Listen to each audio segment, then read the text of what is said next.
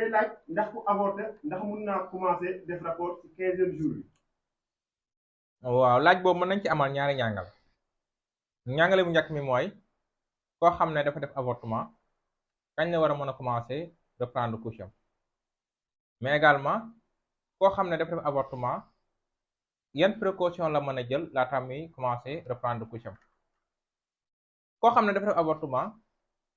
bu fekkente ne set na rek kenn terewu ko mu mën a reprendre couche am waaye liñ koy digal mooy mu xaar ba set li ci ëpp nag ñi nga xam ne dañuy def avortement spontané amul benn jafe-jafe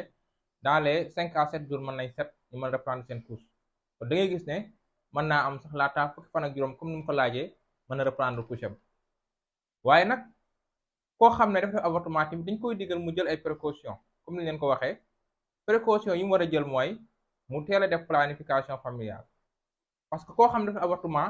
day gaaw jëlaat ëmb bu fekkente ne ëmb bi butu njurukaay mënu ko dékku ba mu def avortement su teeltu def planning mën a defaat beneen avortement mu ndel ko ay avortement à répétition ndaxte bu leen fàtte ne koo xam ne dafa def avortement day gaaw a féconde day gaaw a nekkaat koo xam ne day mën a jël ëmb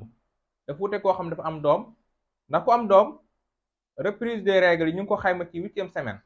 te alors que ku avorté reprise des règles ñu ngi ko xayma ci 2 semaines yi nga xam ne moo topp ci avortement bi luñ ciy dégg rek mooy ku avorté saa su setee mën na sëy mais liñ koy digal mooy mu teel def planification familiale